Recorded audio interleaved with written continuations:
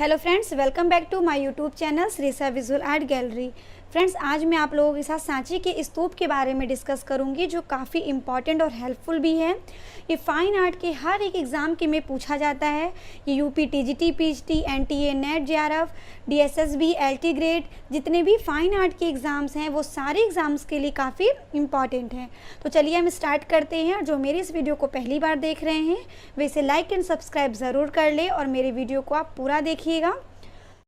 तो चलिए हम स्टार्ट करते हैं। सांची का स्तूप, यह स्तूप सुंग वंश की काफ़ी प्रसिद्ध स्तूप मानी गई है। और सांची के स्तूप के विभिन्न प्राचीन नाम हैं, जैसे कंकदवोट, कंकेनवा, काकन्या, ये सब सांची के प्राचीन नाम माने जाते हैं। और सांची का स्तूप भोपाल राज्य में स्थित है। तो सबसे पहले हम पढ़ेंगे कि सांची के स्तूप में कितने द्वार हैं। तो सांची के स्तूप में 4 द्वार होते हैं, उत्तर, दक्षिण, पूरब, पश्चिम।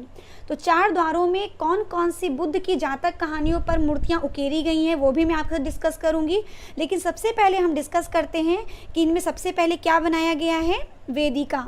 उसके बाद बनाया है प्रदक्षिणा पथ, फिर बनाया गया है मेधी, फिर आता है अंड, जो ये अंड सा बना हुआ है, फिर आता है हर्मिका, फिर यत्री, फिर देन लास्ट में आता है छत्र। फिर हम बात करते हैं वेदिका की। तो वेदिका किसके लिए होता है, तो वेदिका होता है स्तूप की रक्षा के लिए। फिर आता है प्रदक्षिणा पथ। फिर हम बात करें मेधी की, तो मेधी होता है जिस पर स्तूप का मुख्य भाग आधारित होता है, यानी कि जो ये अंड भाग है ये जो आधारित होता है, तो इसी के ऊपर जो मुख्य भाग आधारित होता है उसको कहते हैं मेधी। फिर आता है पवित्र सामग्री, यानी कि जो आता है अंड है ये पवित्र सामग्री के लिए होता है। फिर आता है हर्मिका। हर्मिका शिखर के अस्थि पात्र की रक्षा के लिए होता है। फिर आता है यत्री, जो छत्र को सहारा देने के लिए होता है।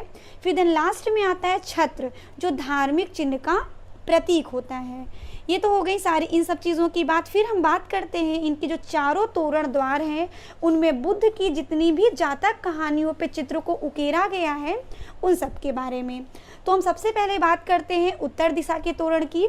तो उत्तर दिशा के तोरण में अनेक जातक कहानियों का अंकन हुआ है, जिसमें वैशांतर जातक कथाओं का अंकन है, श्रृंगी जातक का अंकन है। जो वैशांतर जातक कथाएं हैं वो उत्तरी तोरण निचली बरेड़ी की आगे और पीछे दर्शाई गई है। ये यूजीसी नेट के एग्जाम में भी पूछा गया है। उसके अलावा मार्ग का आक्रमण, नेक्स्ट है छदंत जातक, फिर जैतवनदान, बोधि वृक्ष, महापरिनिर्वाण, ये तो थे उत्तर दिशा के तोरण के। फिर हम बात करें दक्षिण दिशा के तोरण की, तो दक्षिण दिशा के तोरण पर कमलों के बीच लक्ष्मी को दर्शाया गया है। उसके अलावा सम्राट अशोक की रामग्राम यात्रा को दर्शाया है। इसके अलावा अन्य जातक कथाओं का भी वर्णन है। तो ये दक्षिण के तोरण के द्वार पर ही श्री देवी, जिसे कमलों के बीच में खड़ी दर्शाया गया है। इसके अलावा एक सबसे इम्पॉर्टेंट पॉइंट है जो यूजीसी नेट के एग्जाम में पूछा गया है, तोरण पर शत्रु राजा की चतुरंगिणी सेना के युद्ध का दृश्य, जिसे स्मृति अवशेष का दृश्य यानी कि वॉर ऑफ रिलीफ कहा गया है।